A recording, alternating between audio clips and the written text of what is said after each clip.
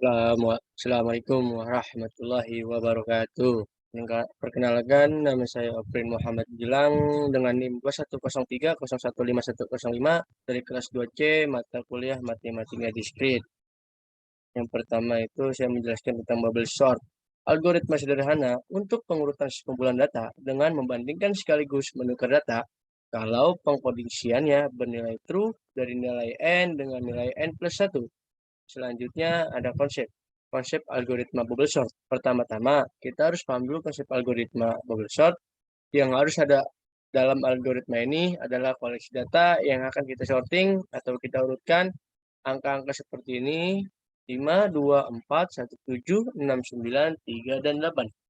Selanjutnya, koleksi di atas yang akan kita masukkan ke algoritma bubble sort, maka keluarlah koleksi baru yang isinya sudah disorting seperti di bawah ini: 1, 2, 3, 4, 5, 6, 7, 8, dan 9. Koleksi yang sudah diurutkan. Selanjutnya, jadi gimana cara kerja algoritmanya? Yuk pelan-pelan kita bahas. Nah, yang itu adalah dasar algoritma bubble sort. Dasar algoritma bubble sort ini sangat mudah. Setiap data di dalam koleksi dibandingkan dengan data berikutnya. Misalnya, data pada indeks ke-0 dibandingkan dengan data pada indeks ke-1, atau data indeks ke-1 dibandingkan dengan data indeks ke-2, begitu selanjutnya. 5, 2, 4, 1, 7, 6, 9, 3, dan 8. Data indeks ke-0 dibandingkan dengan data indeks ke-1.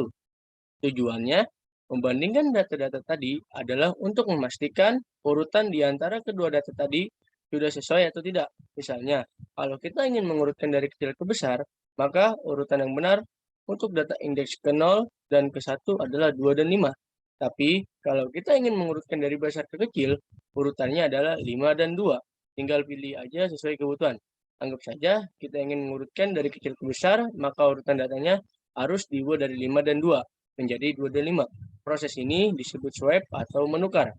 Selanjutnya, jadi hasilnya seperti ini: 2, 5, 4, 1, 7, 6, 9, 3, dan 8. Hasil swap dari indeks ke-0 dan ke-1. Perlu diingat, saat proses membandingkan tadi, kita hanya fokus pada dua data yang sedang dibandingkan, sedangkan data lain tidak ganggu sama sekali. Setelah proses tadi selesai, kita lanjutkan untuk membandingkan indeks ke-1 dan indeks ke-2. Proses membandingkannya sama persis dengan proses sebelumnya. Yang membedakan hanya data yang dibandingkan, yaitu data ke-1 dan data ke-2 saja. Seperti di bawah ini: 2, 5, 4, 1, 7, 6, 9, 3, dan 8. Data indeks ke-1 dibandingkan dengan data indeks ke-2. Proses ini diulang-ulang terus sampai dengan data indeks ke-7 dan data indeks ke-8. Selanjutnya, ada gambar di bawah ini: 2, 4, 1, 5, 6, 7, 3, 8, dan 9. Data indeks ke-7 dibandingkan dengan data indeks ke-8. Sampai di sini proses algoritma tahap awal sudah selesai. Hanya saja isi dari koleksi belum terurut dengan benar. Apa yang harus kita lakukan berikutnya? Kuncinya adalah pengulangan. Kunci algoritma ini adalah pengulangan. Semua proses yang kita lakukan tadi akan kita ulang lagi dengan cara yang sama persis. Dimulai lagi dari membandingkan data indeks ke-0 dengan data indeks ke-1 lagi. 2, 4, 1, 5, 6, 7, 3, 8, dan 9. Data indeks ke-0 dibandingkan lagi dengan data indeks ke-1. Selanjutnya, begitu seterusnya sampai data indeks ke-7 dan data indeks ke-8 lagi. Kalau kita kerjakan dengan benar, hasilnya jadi seperti ini: 2, 1, 4, 5, 6, 3, 7, 8, dan 9. Data indeks ke-7 dibandingkan lagi dengan data indeks ke-8. Proses ini kita ulang-ulang terus-menerus sampai semua turut dengan benar. Pertanyaannya adalah, berapa kali kita harus ulang proses ini sampai semua turut dengan benar? Jawabannya adalah maksimal sebanyak data yang akan di dalam koleksi. Untuk koleksi yang kita buat di atas, maka jumlahnya adalah 9 kali.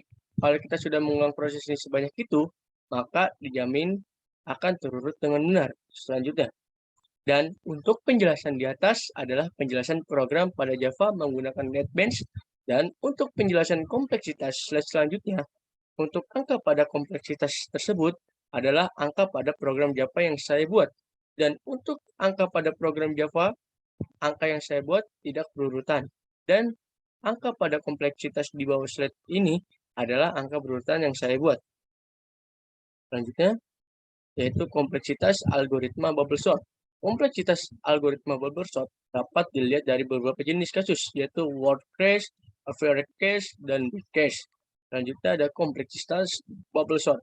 Kompleksitas algoritma bubble sort dapat dilihat dari beberapa jenis kasus, yaitu word cache, average cache, dan big cache. Yang pertama, kondisi bad cache. Dalam kasus ini, data yang akan disorting telah turut sebelumnya, sehingga proses perbandingannya hanya dilakukan sebanyak n kurang 1 kali dengan 1 kali pas. Proses perbandingannya dilakukan hanya untuk memverifikasi keurutan data. Contoh base case dapat dilihat pada pengurutan data 1, 2, 3, 4 di bawah ini. Pas pertama, 1, 2, 3, 4 menjadi 1, 2, 3, 4, 1, 2, 3, 4 menjadi 1, 2, 3, 4, 1, 2, 3, 4 menjadi 1, 2, 3, 4.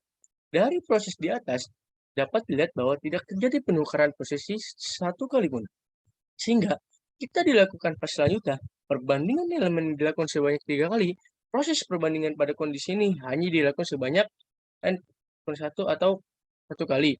Persamaan big U yang diperoleh dari proses ini adalah 0 atau n. Dengan kata lain, pada kondisi bad case, algoritma bubble sort termasuk pada algoritma lanjut.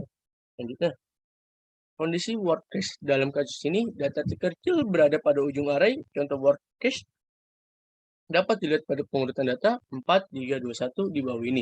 Pas pertama, 4, 3, 2, 1 menjadi 3, 4, 2, 1, 3, 4, 2, 1 menjadi 3, 2, 4, 1, 3, 2, 4, 1 menjadi 3, 2, 1, 4, pas kedua 3, 2, 1, 4 menjadi 2, 3, 1, 4, 2, 3, 1, 4 menjadi 2, 1, 3, 4, 2, 1, 3, 4 menjadi 2, 1, 3, 4, pas ketiga 2, 1, 3, 4 menjadi 1, 2, 3, 4, 1, 2, 3, 4 menjadi 1, 2, 3, 4, 1, 2, 3, 4 menjadi 1, 2, 3, 4. Pas keempat, 1, 2, 3, 4 menjadi 1, 2, 3, 4, 1, 2, 3, 4 menjadi 1, 2, 3, 4, 1, 2, 3, 4 menjadi 1, 2, 3, 4. Selanjutnya, dari rangka pengurutan di atas, terlihat bahwa setiap kali melakukan satu pas, data terkecil akan bergeser ke arah awal sebanyak satu step. Dengan kata lain, untuk menggeser data terkecil dari urutan keempat menuju urutan pertama, dibutuhkan pas sebanyak 3 kali, ditambah 1 kali pas untuk memverifikasi sehingga jumlah proses pada kondisi bad case dapat dirumuskan sebagai berikut. Jumlah proses N2 plus N dalam persamaan di atas, N adalah jumlah elemen yang akan diurutkan sehingga notasi big O yang didapat adalah O atau N2. Dengan kata lain, pada kondisi worst case, algoritma bubble sort termasuk dalam algoritma kuadratik. Selanjutnya, kondisi average case. Pada kondisi average case, jumlah pas ditentukan dari elemen mana yang mengalami pergeseran ke kiri paling banyak. Hal ini dapat ditunjukkan oleh proses pengurutan suatu array. Misalkan 1862 dari 1862 dapat dilihat bahwa 5 yang akan mengalami proses penggeseran. Paling banyak adalah elemen 2, yaitu sebanyak 2 kali. Pas pertama 1862 menjadi 1862, 1862 menjadi 1682, 1682 menjadi 1628, pas kedua 1628 menjadi 1628, 1628 menjadi 1268, 1268 menjadi 1268, pas ketiga 1268 menjadi 1268, 1268 menjadi 1268, 1268 menjadi 1268. Nah, dari proses pengurutan di atas, dapat dilihat bahwa pengurutan diperlukan 2 buah passing, ditambah 1 passing untuk memverifikasi. Dengan kata lain, jumlah proses perbandingan dapat dihitung sebagai berikut.